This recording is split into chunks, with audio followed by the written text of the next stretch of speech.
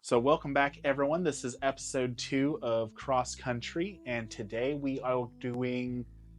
Um, I didn't think of a catchy title for this episode, but we want to do like What gives you the Catholic Ick? the Catholic Ick. But it's nice. We're not going to sit here and bash on trads or bash on certain people, but there are things that I think we need to address within the Catholic community that have been bugging us that we want to talk about. Some big ones like leaving right after taking communion, or Discussing what you're going to be doing on your Mexican vacation. I'm sorry, I had Mexico on the mind because we're planning on going to Mexico and at the end of the year. But if you're planning your vacation or writing out your grocery list while other people are taking communion, maybe that's just me, but that bothers me so much. there's like pulling out cell phones and lack of respect. So if you have a Catholic ick and you can put it in a nice way, put it in the comments down below. We want to know about your Catholic icks Or Christian icks in general. I'm going to start off with the one, I know we talk about this all the time, but it makes me so mad. And that is the people who, like, the second a baby starts crying, they like look over and start giving dirty looks to the people like, oh, how dare your 1-year-old make noise at church. Meanwhile, every person over the age of 55 is hacking up a lung every 30 seconds and they get nothing for that. But the second that baby makes even a peep, no, banished to the cry room or get out of this church and don't return until you can learn to have some manners. It makes me so mad. People openly coughing in general just gives me the ick since COVID, and that's nothing personal. It's just all I can see when people are... Forgive me, but our elderly community members have a lot of similarities with our younger brothers and sisters. I'm trying to figure out how to say this politely, but you iPad cough the same way. I'm sorry, you do. I know we all get stuff caught in our lungs, but I don't know why you all iPad kid cough. Well, there was back before I was Catholic, when I was Methodist, going to the Methodist church, there was a couple ladies that my dad pointed out that they would cough because like they thought they were helping the pastor out. Like when the pastor was going to get to an important part of their homily, they would all start coughing in unison, like, everyone look, pay attention, this is important. And they thought they were like doing the Lord's work by coughing really loud and getting everyone to really pay attention because this is important. I don't think that's what's happening in our parish. I think everyone's just dealing with allergies right now, and like RSV and COVID are recycling. So, but talking about children getting the stink eye for being children in God's house is definitely one of the things that really rubs me the wrong way.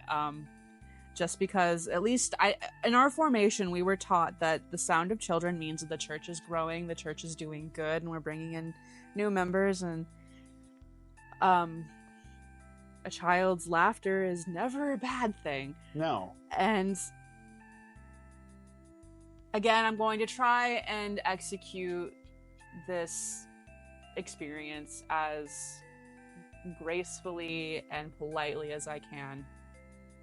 However, when Charlie and I were at the Easter Vigil Mass, beautiful, by the way, as it always is. Yeah. We were sitting in the back of the vestibule just because that's where all the overflow seating was, and we got, even though we were half an hour early, as you know, Easter Vigil is one of the biggest nights next to Christmas and Easter that we have every year, and so it's a little packed. You got to get there really early, especially because you have all the baptism, people who are there for the baptisms, people are there for their families and their children's getting confirmed.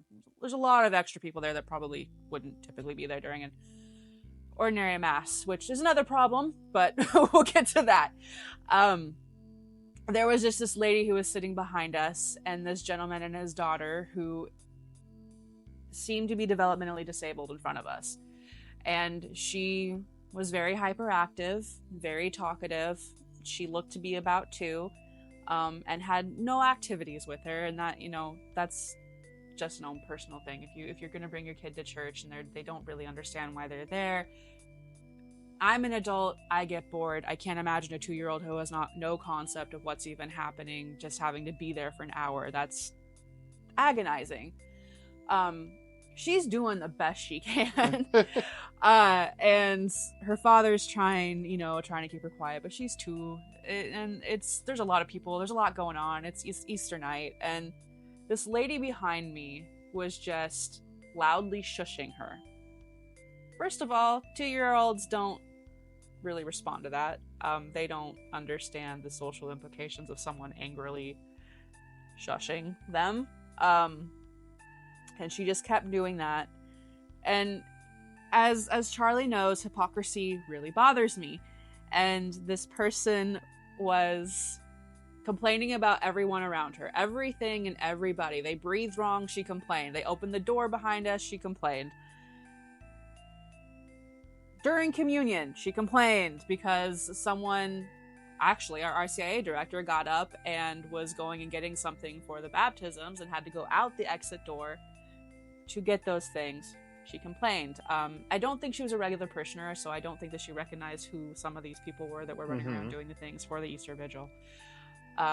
Which is the other irony in all that, right? Like, oh, I don't come here, I only come here once a year, but it gotta be perfect the one time that I come. And if you are Catholic and you go to Mass every Sunday, you know that screaming, crying children is just a part of the Mass. That's just how it is, and how it always will be. And I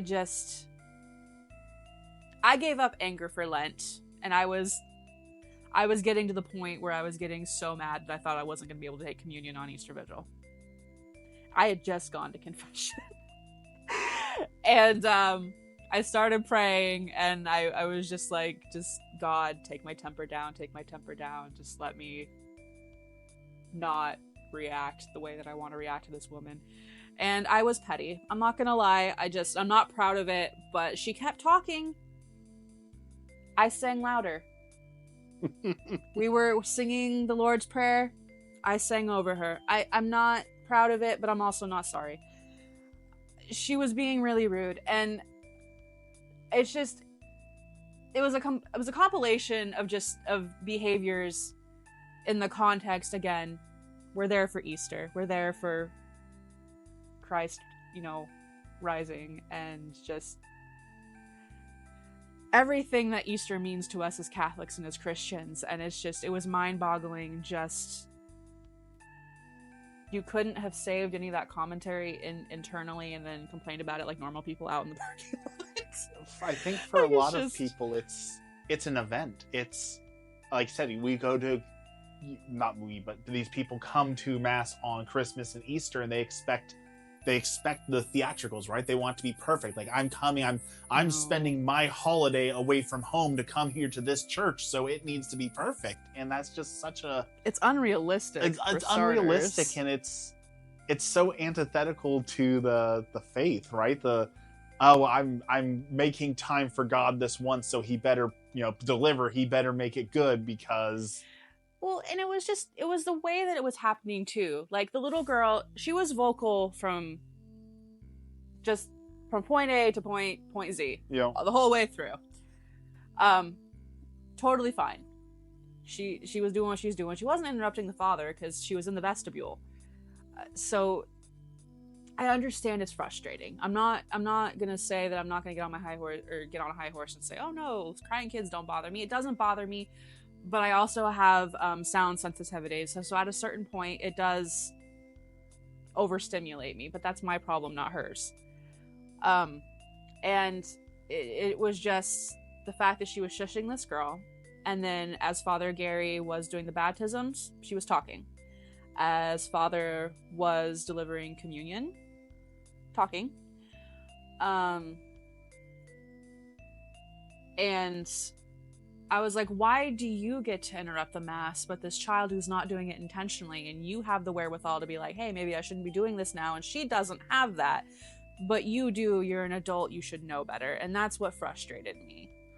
I want to touch on, so this episode idea came from someone posted on the Reddit, like, what are your Catholic icks? And there were some great answers in there, and there were some terrible answers in there, so I'm gonna flip to your thoughts on one of the terrible answers. Okay. You mentioned sound sensitivity. Yeah. So someone mentioned, like, that they they get so anxious about it, but they wear noise canceling headphones when they go into the church because it's too much for them. It's how they get through it, and they either turn it off to hear the homily or different parts. They read along and they do what they can. And there's so many people who are so judgy about it. Like, how dare you wear headphones in the church? And I get that it's the look, right? And I understand also that if you walk by and like you hear ICP blaring from their headphones, like, okay, you're not being respectful, you don't have an excuse. But like, it's the instant judgment that these people have. They just instantly jump on it, like, Which you're has doing no place something in the I church. don't like, so therefore you must be doing something wrong and bad, and I don't like it. And just for clarification,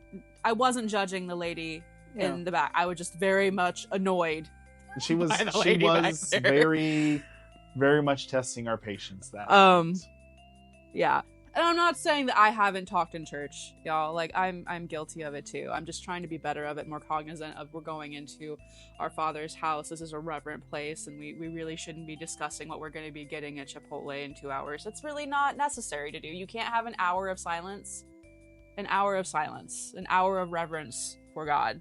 And it just frustrates me. Well, that's ick number 3 that was very popular, was, and we just actually talked about this last night, people who go into the sanctuary where people are praying to socialize, to say, hey Jim, how's it been going? Like, I haven't seen you all week. What you been up to? How's the wife? And like, I understand that the church is a community and I want you to have those conversations, but does it have to happen in the sanctuary? Does it have to happen right next to someone praying? Why can't you step outside or step into the hallway to have those conversations? And we have fellowship after Mass every single Mass. There's plenty of chance.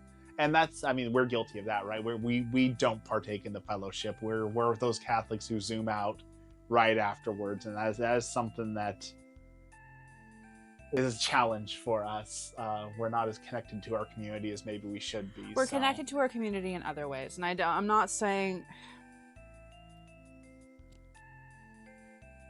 How do I phrase this? I'm not looking for excuses as to why we don't do it, but I am offering explanations.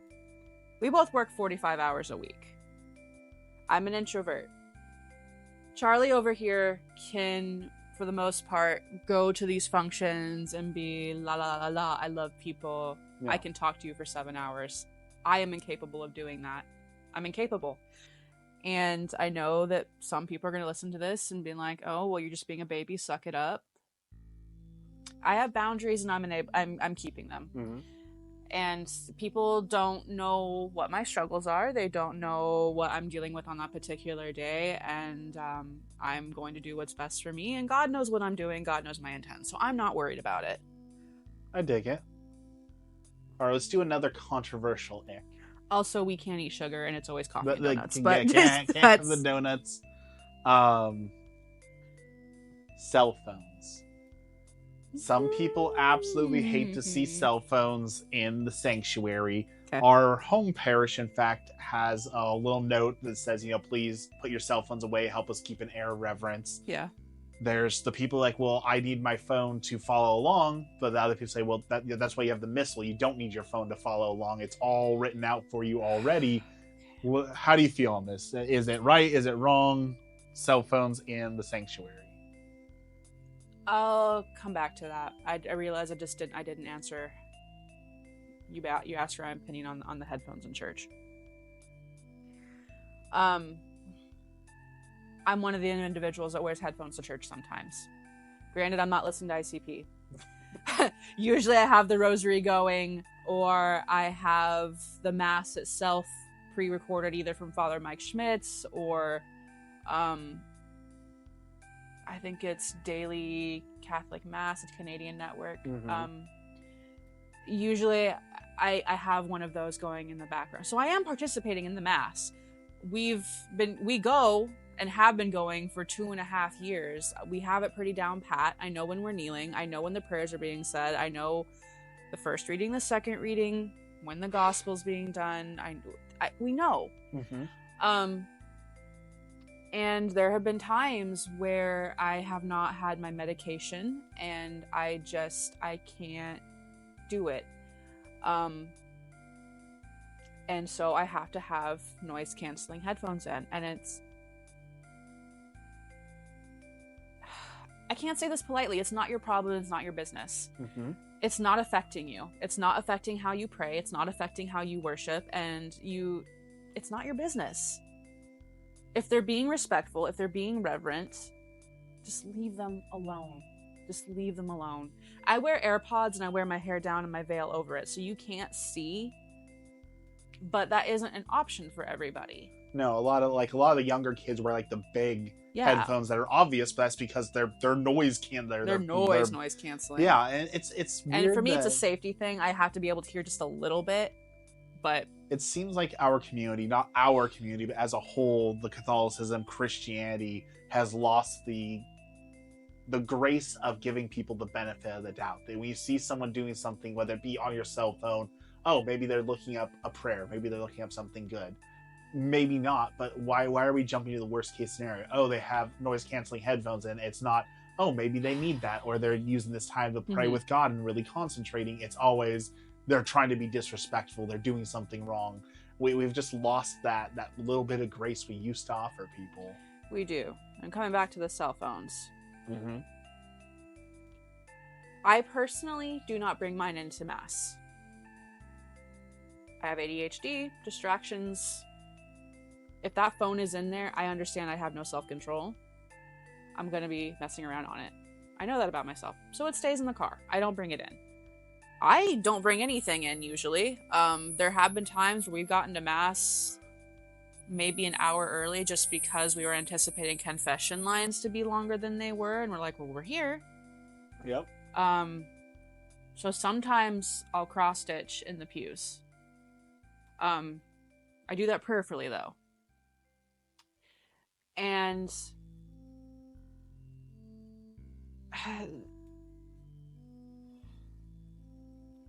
there were times, and there are always going to be times, where people need to have their phones on them in the church. I as a whole, I don't care what people do. If you're talking on your phone during Mass, that's a problem. That's a problem. Don't do that. Emergencies happen. Okay? When my grandparents were on hospice, that phone was on me and on vibrate, and I would know the second it would go off, and then I would take it, and then I would go out and deal with it. Those are circumstances you need to be having. And there's also, there's so many circumstances where someone is going to have a legitimate reason to need their phone at Mass. One of them could just be having a newborn child. Maybe dad and mom are rotating Mass schedules so someone can stay at home with the baby. One goes to Mass, one stays home. They rotate. They need to be able to check in with each other. Sometimes emergencies happen. If that's your first child and it's a newborn, just at the end of the day, if it's not interrupting you, it's not irreverent, it's not your business. I don't know what your opinion on cell phones is. When I was first kind of learning it, I was full on, because that was one thing Brad taught us. Like, please don't pull your cell phones out. It's reverent. We want reverence in here, so don't have your cell phones out. And I subscribe to the idea that yes, you have to have it on you if there's emergencies, whatever it is, and you can take it and you can step outside. I have no problems with that. The priest is giving a homily and you pull out your cell phone and start scrolling again. I want to try and give people his grace, like, okay, maybe you're looking up the phrase that he just said, or he brought up like Isaiah 12:10. You're like, I don't remember what that is. Let me look that up. Okay. But I also understand how, like, again, appearances matter. Appearances matter. Can't it wait? And like, if you want to follow along, like, that's why we have the missals. The missal has all the information you need right there. It is, and I understand that some people need different avenues in order to interpret information. Like at St. Mary's, I think by and large, they still have paper missals, but they also have tablets that are large print for their elder people who can't read the small missal print. So there's things like that where a lot of people do have things out so they can read and follow along because they can't read it in the normal missal. And the question I would ask on it is, cell phones are a relatively new thing, right? So I know that is a common thing for people. Well, what about people who can't see? Okay, but cell phones haven't been a thing forever, right? So what did the community do for those folks who needed extra large print or needed, special circumstances. There's a reason 30 years ago. Why we have both the written and oral word. Mm-hmm. I have audio processing issues, so I need both. I need to be able to hear the Father. I need to be able to have homilies are a little difficult for me. I'm not gonna lie. Especially with our priests. Some of our priests. Father Gary, I love you. If you ever listen to this, I love you so much. Again, I have ADHD. I ramble. So we're on the same plane. Sometimes we just get off key. I'm not, you do you. I'm not demonizing for you at all. But homily is in general difficult for me because if I don't have something written in front of me for also to follow along with, my brain just cannot keep track. That's not a fault of the priest. That's just the way that my brain's wired.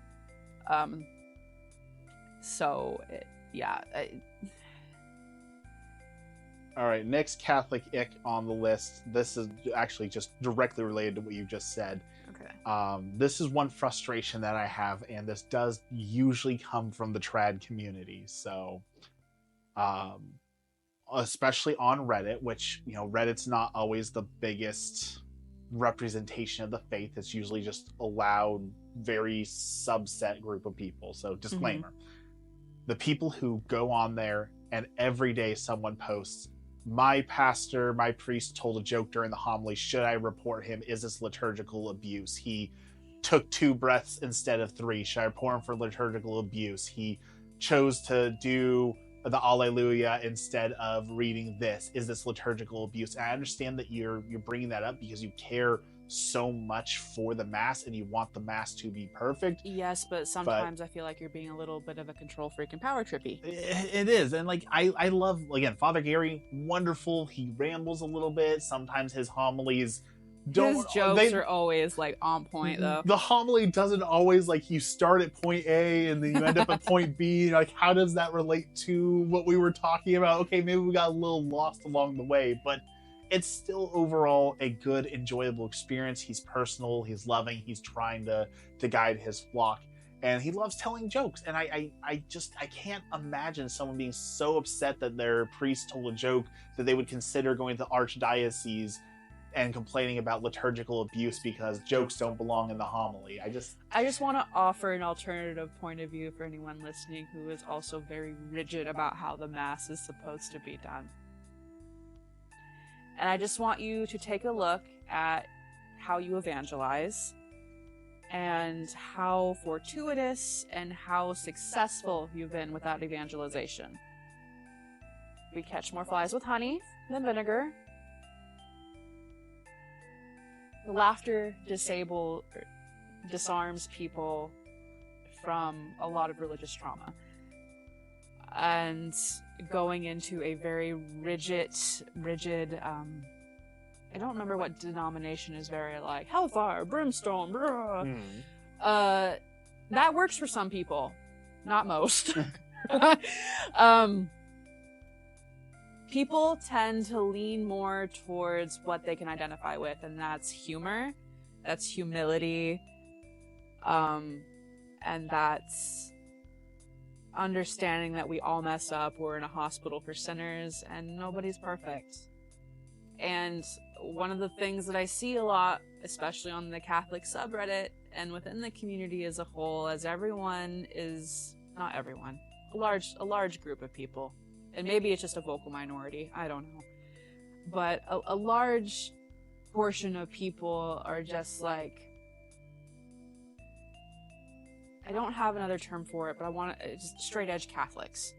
They're so pious that it's sinful. And part of that piousness is also accompanied with what you're saying, where they're just they're in the pews writing notes. Okay, Father said 3 times. And just, he paused for 30 seconds too long. Get a life. Rotate your energy towards something better. When people it's not just our fathers, right? They go up against the Pope with that all the time. Pope Francis gets... Pope Francis. He makes controversial decisions. I don't contest that, but he skipped a few masses during the Easter season because he was sick. And people were just railing against him. And every time, even the most recent human dignity document he sent out. There's people who've been combing through that nonstop for the last 3-4 days, however long it's been out, just like, okay, this is why I disagree with, this is why the Pope's wrong, this is why I don't like the Pope, and they're finding some sort of reason to dislike him, and just, again, they're not giving that grace of, is there well-intentioned, are you doing well? It's just, this is how I believe it should be, you're doing it wrong, therefore you are wrong. But is it Christ-like?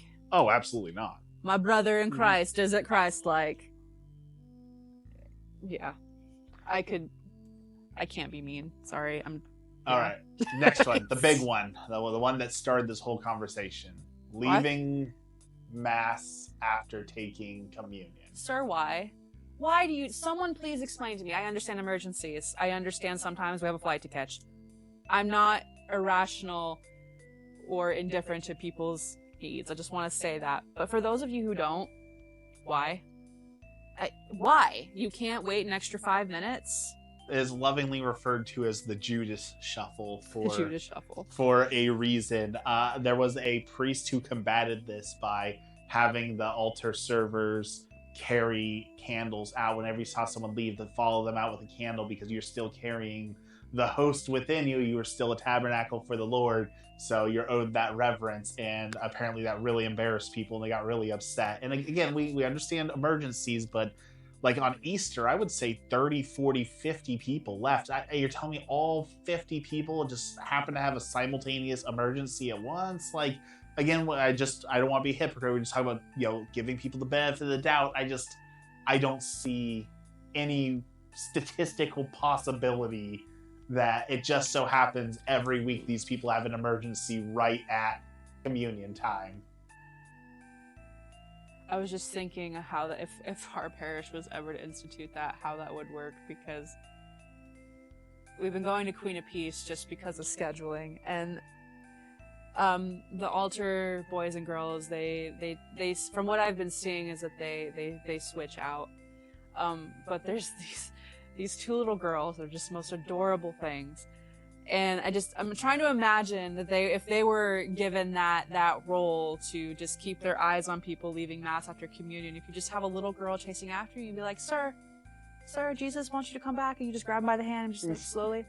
I couldn't say no to that personally. I'm glad you brought that up, because I was going to ask you, like, how do we combat this? Because people say, oh, it's poor catechism, but I don't... You make the children. The children hunt them down.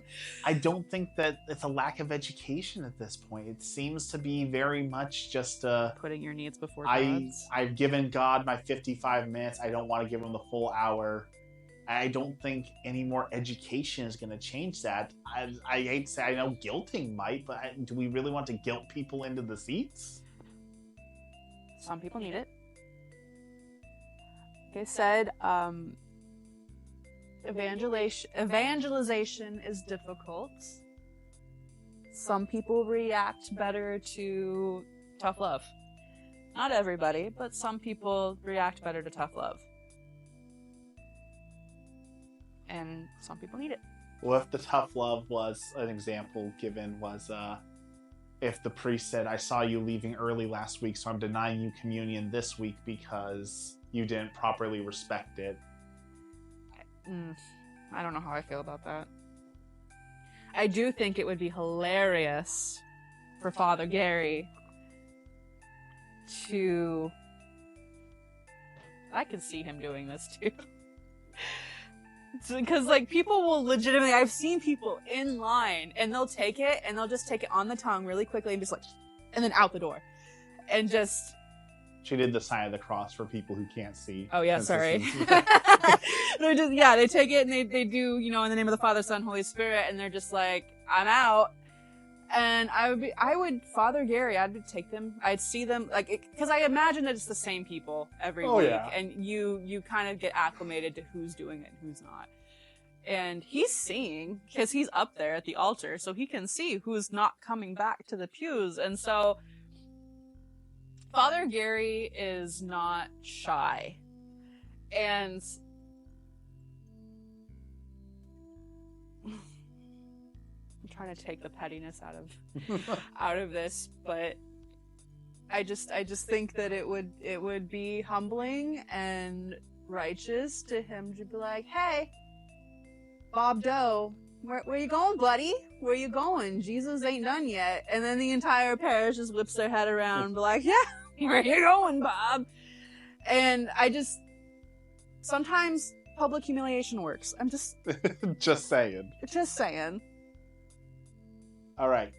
Now time for the main course. The two big topics. 30-minute appetizer or so. Yesterday we were talking about, we're going to start talking about Pew Research, Pew Statistics. Came out and said that 2/3 of Catholics support abortion. And only is what you told me. Yeah, one third of Catholics currently are going to attend mass weekly or with any, the way they put it was any sense of regularity. So not even weekly. 1/3, 33% of Catholics don't or are potentially making it maybe weekly. Mm-hmm. So we're talking 60s to 70% believe in abortion and don't go to church. And that was their conclusion, was saying that from what we're researching here and what we're gathering, the more you worship, the more you go to church, the less likely you are to support abortion. Which, I mean, that obviously, right? Obviously, but like, we've talked about this topic before, off camera, off mic. Mm-hmm. It's brought up every single week in the churches and the cardinal, all the way up to the Vatican, right? Like, what do we do about this crisis? There's so many Catholics who don't believe in coming to church, don't believe in living the faith, don't believe in having to show any semblance of, I say that I'm Catholic and I actually live it. It's just, oh yeah, I identify as Catholic because my mom was Catholic, or I'm a cultural Catholic. How do we even begin to start to solve the problem? I don't know how to fix it as a whole, but I do know where to start. Okay. We need standardized RCIA. We need a standard foundation that the Catholic faith can be built upon, because when we were researching RCIA, we got really lucky with our director. A lot of people don't. A lot of people just get shoved into a room with a video and then they get baptized. That's not faith formation. That's not building a reverence to the sacraments. That's not teaching them about the Trinity. That's not teaching them about the path to sainthood. That's not getting them on a path to spiritual success. It is not teaching them to grow. It is not teaching them the struggles that all Catholics deal with. They're going to fail. Mm-hmm. You are setting them up to fail, and that's your fault. That's plan. I can't talk. That's thing A. Thing B is you cannot be a parent and send your children to Catholic school and then not practice the faith at home. Mm-hmm. Those are the two number one things that I think we need to start doing. I'm going to add two things. I think you're absolutely right. Maybe on this one. This is one that's controversial. RCIA, as far as I understand from all my research and from talking to Brad, used to be a longer process. They've dwindled it down to, you start sometime in the fall, September, August, October, mm-hmm. and then you become Catholic on Easter. Yeah. It used to be like a 3-year process. They're saying, if you really believe in this, then show us for 2 years that you can show up weekly, that you can live the faith, that you can continue to learn and grow. Do you think they should institute a 2 to 3 year waiting period to prove that you want to actually do this, that you can commit to this? I don't know. I would have done it. Being able to take communion was worth it to me. Mm-hmm. I would have paid that. I would have paid it. I would have done it. A lot of people won't. That's where it becomes hard, right? Like, a lot of people won't. Well, that's the point. We don't want people who won't do it, but also, if it becomes a barrier of entry that's too high, people just won't become Catholic, and they're losing all the gifts and wonderment of the Catholic Church, right? It's the impossible scenario. We want you to come in. We want everyone to come in. We're not going to bar anyone, but we also, if you're going to come in, we want to make sure you're going to do it. And how do you balance that is such a hard thing. I think, like you said, making RCIA better across the board would be a huge improvement. I think also having, like, you know, sponsors are a pretty standardized practice, you know, coming into the faith, but making your sponsors more accountable for you, making sure that they're checking in with you and they're having honest conversations with you. We never, if you are interested in joining the Catholic faith, we, in my experience, are one of the, I'm not going to say only because I don't know every denomination on this planet. In my experience, we have been the only thing that I have seen in my life that does not push you into the religion. If you don't want to be there, that's your choice. Mm-hmm. We execute that right of free will just like God does. If you are not comfortable here, if you don't want to be here, that's fine. We're not Mormons. We're not going to no. I'm not throwing Mormons under the bus, but our culture is different. We don't do that.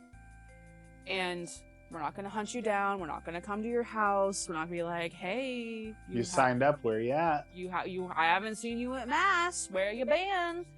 We're not going to do that. Some people need that, but we're not going to do that. And our RCIA director told us, hey, if there's any point in this process where you just decide this ain't for me, that sucks. But that's your choice, and we respect that. That's okay. And I lost my point. What were you?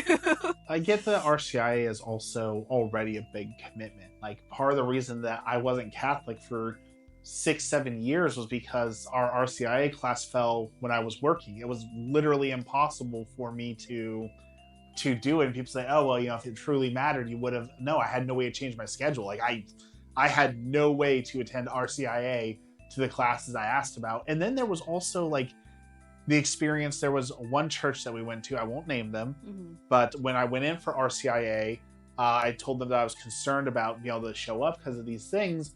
And then we got to talking, and I was telling them, oh, I've already read, you know, this book. You're going to tell me to read this book. I've already read this book. I've read this book. This is what I know.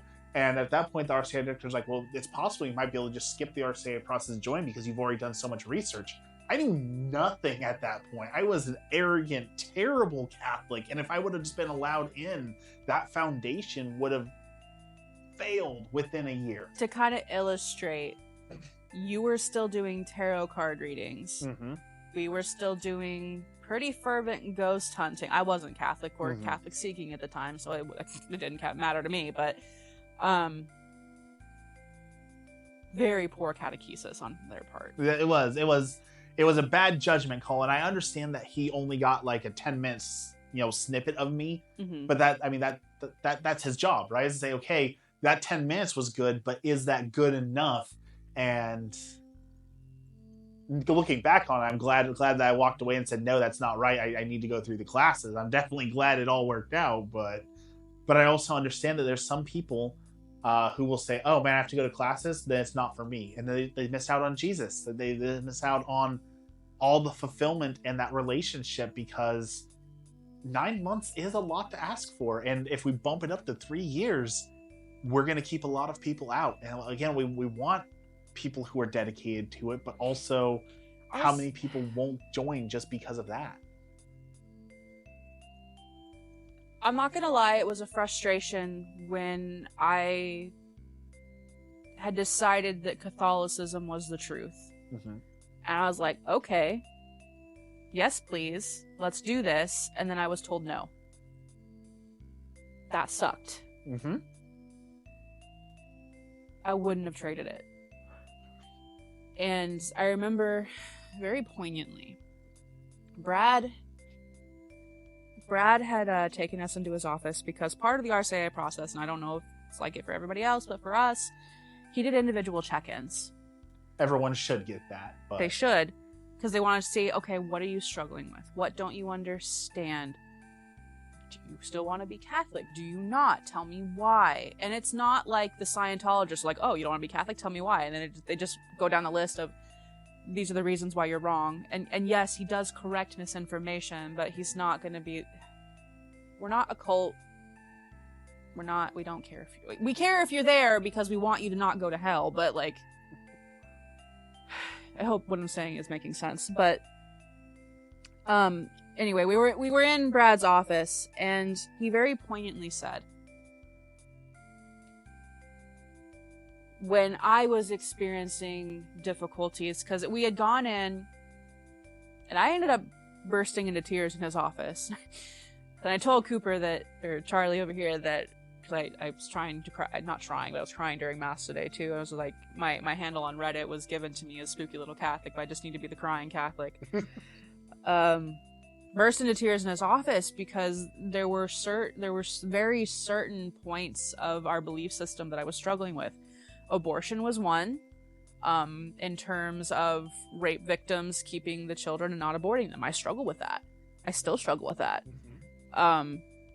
And the death row for inmates. I was in full support of that going in there, and I was like, Brad, I can't logic my way out of this. I believe that the death penalty is correct. I believe these people deserve to not live anymore for what they have done, and I understand that I am not the perpetrator of that justice, but I agree with the decision. He's like, oh, by the way, we actually do support it, but that's a whole other thing. And I was like, okay. But he said at the end of that conversation, he's like, if I found out that Jesus was not real, Catholicism was a sham, I would still follow it. A, because I believe it's the truth, but there's no doubt in my mind that he believes everything that he's teaching, as he should. Mm-hmm. He's one of the most devout Catholics I've met to this day, and watching that man pray over his meals is just something that still sticks with me. But actually, I think I'm saying what he said. It was something along the lines of, if the entire world decided that God wasn't real and I was the last living Catholic on this planet, that I would have no remorse. Oh, I remember. No, it wasn't do you remember what it was? I don't. We were talking about the Catholic Church as a whole, and if the Catholic Church were to fall. And he was saying, even if everyone else left the Catholic Church because of the Pope, or because they thought something was wrong or the teachings were wrong, he would not abandon the church because he believed in what it taught, and that the gates of hell would never prevail against it. Exactly, and that's what Christ teaches us. And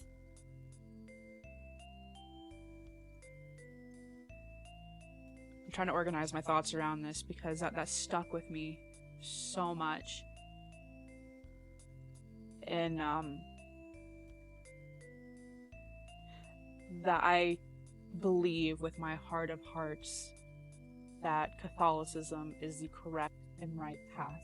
And I'm rabbit trailing, but the point that I'm trying to make is, and why I brought up that conversation with Brad is that there is nothing that would deter me from getting to stay on that path.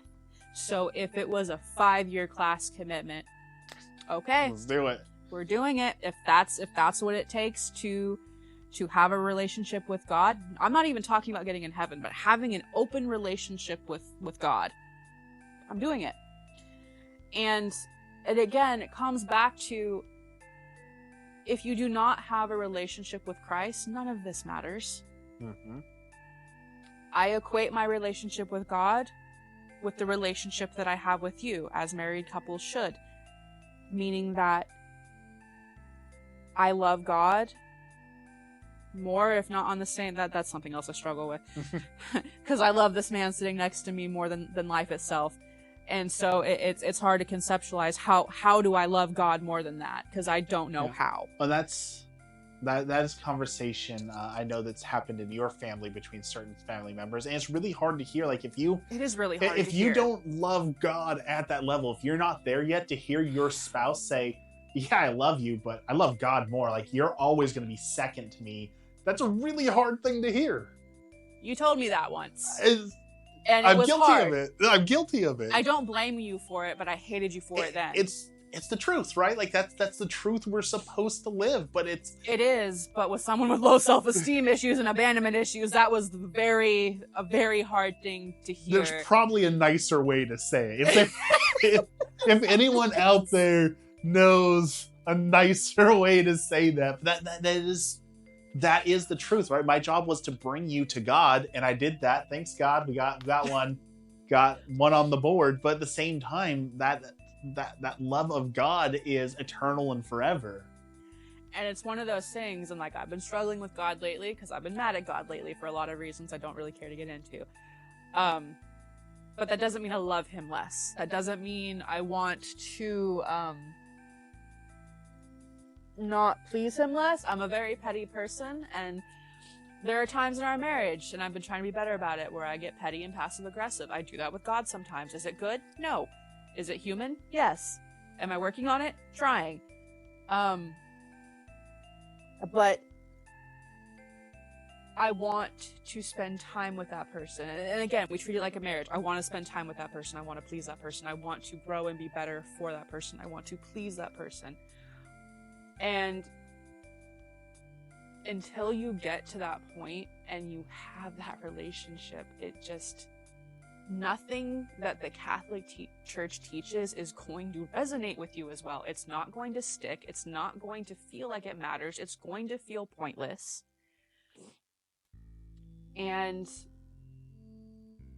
keep in mind, I have been pagan most of my life. Having a relationship with an intangible, and for what most people believe is an unimaginary being in the sky, is not an easy thing for anyone to do, least of all me. I'm a very emotional person, so it was easy in that regard. But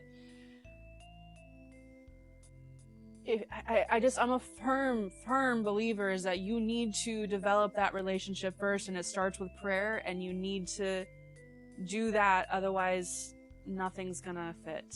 I want to go back to the no matter what, you would always be Catholic, because this is something that I think shows how weak so many people's foundation are. We're talking about RCIA, we need good foundations. Mm-hmm. On the atheist boards, I go there a lot. I don't recommend a lot of people go there because it will shake your faith if you are not strong in it. Be very careful of that. Yeah. But one of the most common atheist arguments is, if I could prove to you that God does not exist, you would no longer be Christian. The only reason you're Christian is because you believe that you're going to go to hell and get eternal punishment. And that is true for a lot of people. It is true for a lot of people, but that's not true for me. Right. And I am scared of hell. I'm not gonna lie. I am scared of hell, but that's not why I do things. I engage in this conversation. I would say, okay, I'll accept your premise. You can never convince me that God doesn't exist, but let's go into your premises. Okay, you have convinced me mathematically, 100% undeniable that God does not exist. Mm-hmm. I would still live my life the way that I do because we're more charitable, we're more kind, we're more empathetic, we're more forgiving, we're better to our fellow man. Exactly. There is not a single moral thing that we have not changed that has not been for the betterment of us, for the betterment of our marriage, for the betterment of society. Why would I go back? The other morning I was thinking about this. This is going to be a little bit of a humble brag, so forgive me. But, I get up at 4 a.m. or 5 a.m. so that I can stream and then make our lunches for work. And I was just thinking that, like, here I am. I was scooping cat poop out of the litter box, washing dishes, making our lunches. Not necessarily in that order. I didn't touch the cat poop and then make our food. I appreciate that. But I was thinking, I was like, this is thanks to God. I never would have imagined 10, 20 years ago myself as a person who would be happy and find fulfillment in doing those things. They were so mundane. They were so boring. They were gross. I never enjoyed doing those things, but I thought to myself, I'm enjoying this. Not because they're enjoyable tasks, but because I know that I'm pleasing God and I'm being the husband that I was meant to be for you. And in that moment, I just realized that's how much Catholicism has changed me, that I'm literally scooping cat poop out. I'm like, this is pleasing to God and pleasing to my wife, so it's enjoyable to me. It is good to me. But most of all, it's pleasing to Sunny Bunny, who poops 1 million times a day. In his defense, we almost didn't stream this because his schedule is he eats and then he poops and then he goes back to eat some more and then he poops again. and the And then he food, gets the zoomies. feeder went off, and I'm like, oh no, we're not gonna be able to stream. He is holding it in as we speak right now to not interrupt the stream. So thank you, Sunny, for being courteous and holding it for an hour while we talk. I told my coworker because Charlie just started a new job a couple weeks ago, and so the last few months he's been the one who's staying at home while I'm going to work. And so those traditional roles that we've been used to for the last 14 years have drastically shifted. It's been difficult for both of us. Mm-hmm. And I remember telling my coworker, because she was asking me about you, and she was asking how you've been adjusting to doing like the housework and, you know, the cooking and stuff like that. I'm like, it's been a struggle. It's a learning process. But it was so funny because you texted me one day, and our cat, Sunny, is having some bowel issues. We're working on figuring it out. I don't know. He needs a poop knife. The dude takes massive poops. And Charlie has been the one self-deemed. I did not say this is your job now. He did that himself. I just want to make sure that no one throws me under the bus for that. Has decided that he is the keeper of the cat box, and you text me one day and you're like, I can't do this anymore. I was not made for this. And it was right after he just took a massive dump, and you're like, I can't do this. And it was just like, I can't spend the rest of my life doing this. I need to go back to work. And I'm just like,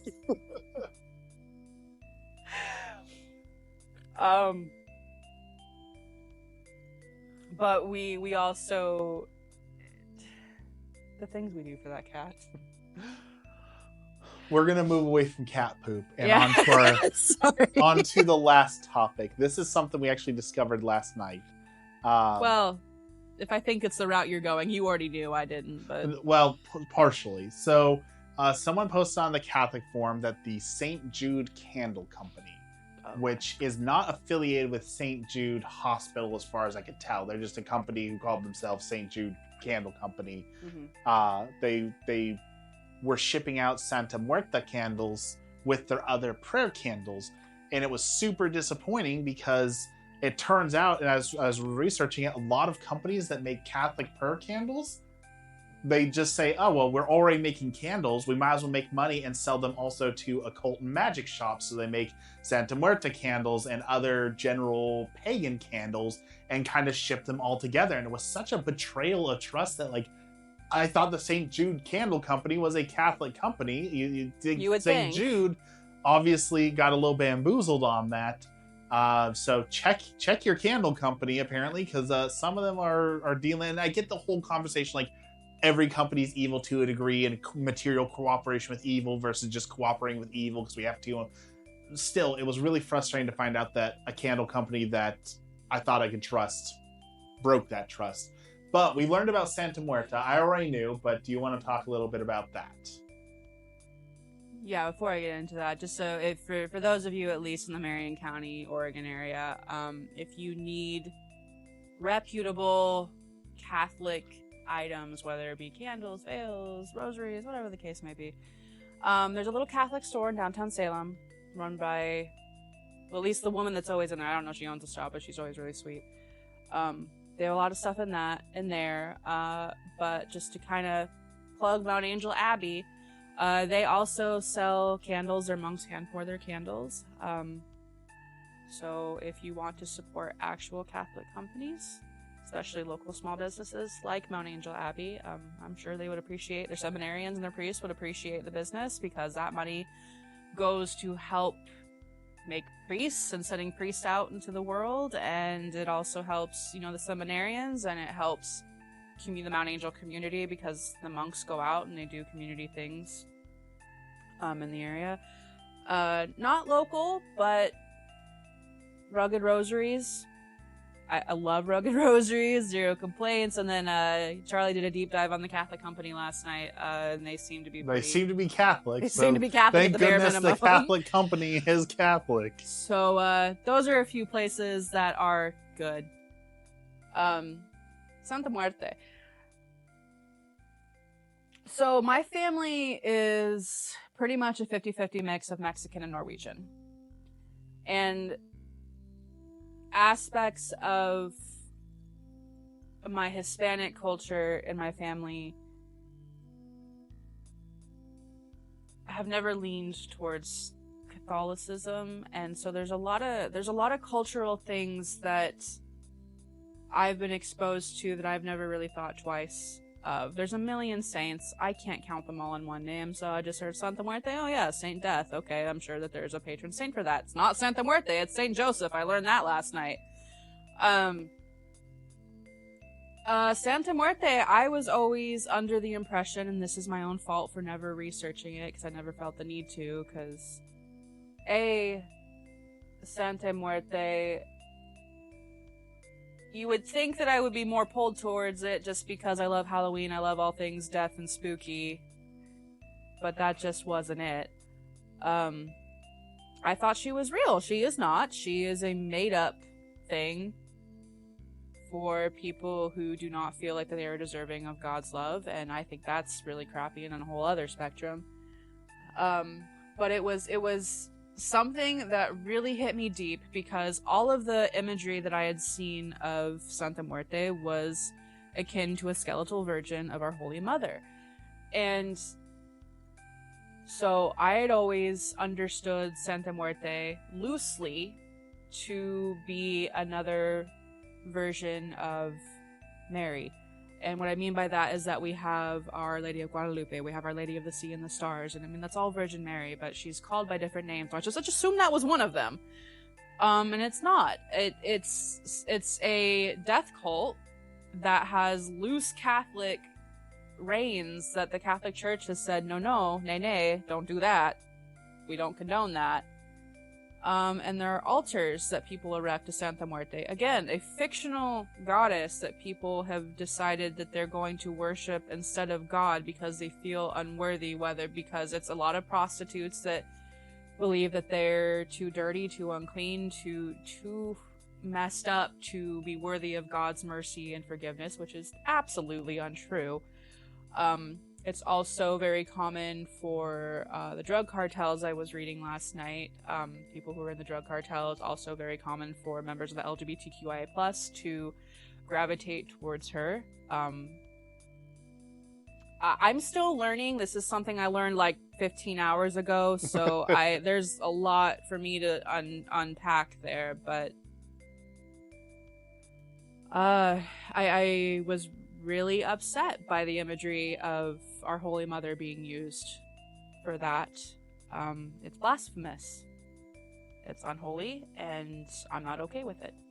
I mean, that's where I stand with it. I don't know what else to say because I don't have any more information. Well, there's nothing else to say. It's just that was all leading into. So these companies are making Our Lady of Guadalupe candles right next to the Santa Muerte candles and profiting off of both groups, and it's unfortunate because we've given quite a bit of money to votive candles. I'm looking at one right now that has Our Lady of Guadalupe on it, and we researched them, and they also do the same thing and sell things off to magic shops and mystic shops and occult shops. And I buy those candles in bulk. I buy a bunch of Our Lady of Guadalupe, I buy a bunch of St. Jude, and I buy a bunch of the Sacred Heart of Jesus. I really do want to pour our own candles. I don't know how. I know we should. How. We don't have time. And it's so that was. So we buy from the monks. Yeah, so we'll have to buy from the monks. So check your candles, check your sources. We all have to work with companies we don't want to, but at least something like that we should try and. And they all don't have the St. Jude company on them. Like this one's not a St. Jude candle. This is Lumex.Inc., which is based in Laredo, Texas. But I think you did a deep dive on it and saw that they were also selling. Not them. It was the name on there. Veladores Mysticas. Yeah. That would make sense. That was the name that was popping up with Santa Muerte candles. So, yeah, just check your candles. Be careful. Yeah, it's mysticas.com. Apparently, so if you want to look at that and see. I think we covered all the all the quote icks that people were talking about, both ones that were valid and ones that were not valid. Children crying and cell phones and leaving mass early and judging people, and I think we've covered everything that we wanted to today. Is there any topics still on your mind? No, let's end to a prayer to Our Lady Guadalupe, since I have it right in front of me. Okay. So, in the name of the Father, Son, Holy Spirit, Our Lady Guadalupe, Mystic Rose, who aids all that call upon thee for their needs, you who are the Mother of the true God, intercede before your Son to obtain the grace I require to keep the faith. You offer sweet hope among the bitterness of life with warm charity and the precious gift of final perseverance. And then we'll do Hail Mary for good cause. So, Hail Mary, full of grace, the Lord is with thee. Blessed art thou among Oh my gosh, I'm a horrible Catholic. Let's start over. Hail Mary, full of grace, the Lord is with thee. Blessed art thou among women, and blessed art thou among... I say, wow, I cannot do it. You do it for me. Okay. My brain is dying, and I can't think of words. Hail Mary, full of grace, the Lord is with thee. Blessed art thou amongst women, and blessed is the fruit of thy womb, Jesus. Holy Mary, Mother of God, pray for us sinners now at the hour of our death. Amen. And all the music, as always, is provided by Father Robert Nixon of the New Norcia Abbey, located in Australia. Make sure you check out his stuff. I'll leave links and all that below, so you can go check out the Abbey, check out his music. It is on Spotify. It is absolutely haunting and wonderful. So check out Father Robert Nixon. Thank you, everyone, as always, for joining us. Don't forget to leave your icks down below so that we can talk about them, and have a blessed day.